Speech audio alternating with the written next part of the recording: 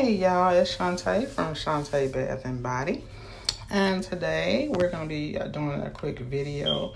Shout out to all my melt and pour soap makers. I am traditionally a cold process soap maker. However, there are times when I get melt and pour and use for like in beds and things like that.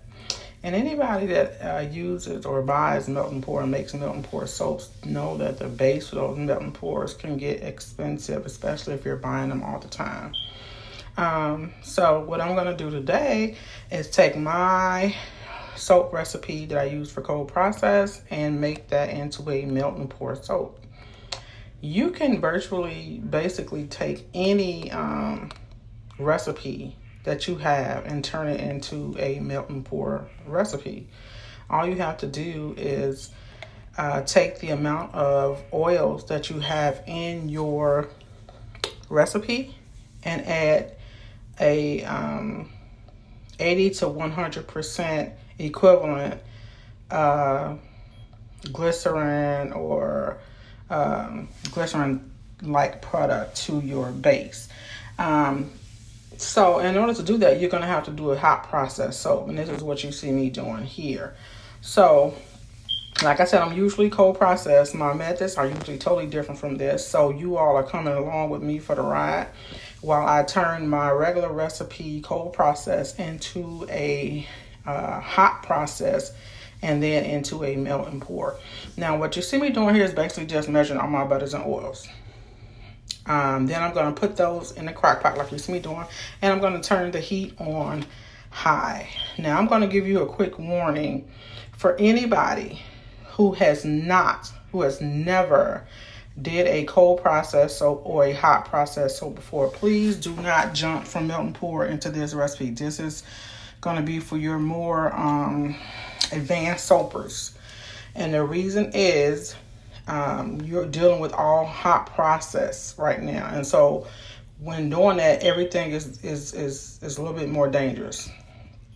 And the reason I said it is because when you put that hot lye, which is what I'm doing now, I'm making a lye, it's going to be hot. I'm not going to wait for it to cool off. It's going to be hot, and I'm going to pour it into the hot oils.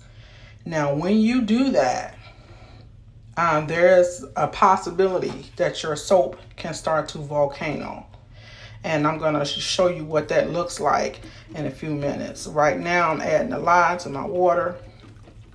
And then I'm going to get that solution prepared to add into the crock pot of hot butters and oils that are already melted.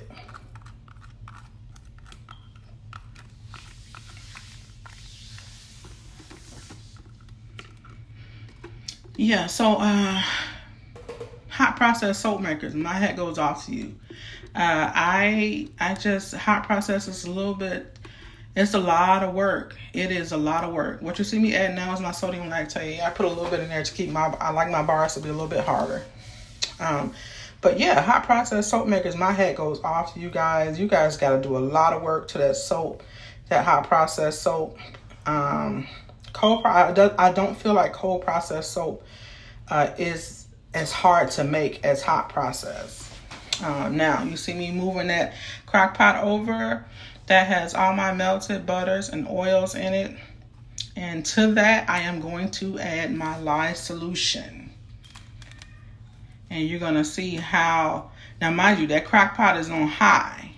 And the reason it's on high, because this is something you can make, this soap you can make fairly quickly. It takes you roughly about 30 minutes from start to finish on high.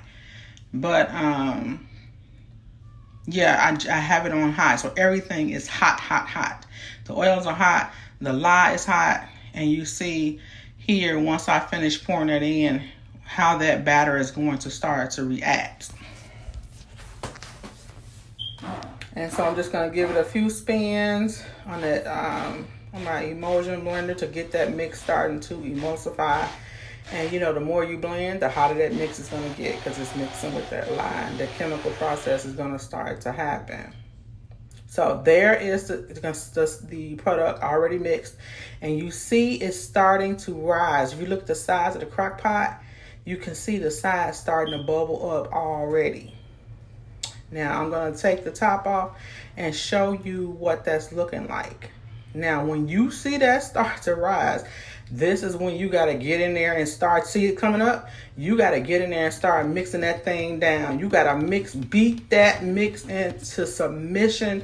You're going to have to mix that sucker for your life, because you do not want that soap coming out of that crock pot. It is dangerous. It is full of lye, and it's super, super hot.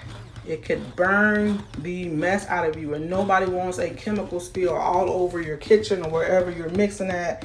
You don't want it on your countertops, your hands, arms, and everything. So anyway, I mixed that sucker for a good 15 minutes. I'm telling you, I had to beat it down. And this is what it looks like when it starts to finally decompress. Now, into this mixture, I have added 80% glycerin. And my 80% glycerin mix is also mixed with a little bit titanium dioxide, a little TD, just to make the batter a little bit whiter. And the reason I did 80%, because I live in Florida, it's hot down here. I don't necessarily want a soap that's going to be sweating all the time, so I only do 80%, but you can do 100% glycerin mix. And so this is a 50-ounce batch that I'm making. So that 50-ounce batch roughly turned into 80 ounces when I'm finished. And so when you finish mixing that glycerin in, you cook it for a little while. And when you cook it, this is what it's going to melt down to. Looks like a white milky substance. This is what you want. This is basically your melting pour. And this soap, because you cook it hot, it's ready to use after it solidifies. You cook it hot, so you're taking it through that process of gelling into a soap. You're taking it through that process super fast with this method. And so you don't have to do anything else to this soap other than pour it into a dish and let it cool off. Once it solidifies and gets cool, you can use it that day if you want to. And this is me showing you what it looks like. I cut a little piece off the end. And this was like maybe a few hours later. And then I'm going to use it. It's nice and creamy because I use a triple butter in all my soaps. So it's nice and creamy, and it lathers really nice. And remember, you can just cut this up into chunks and use it as your melting pour.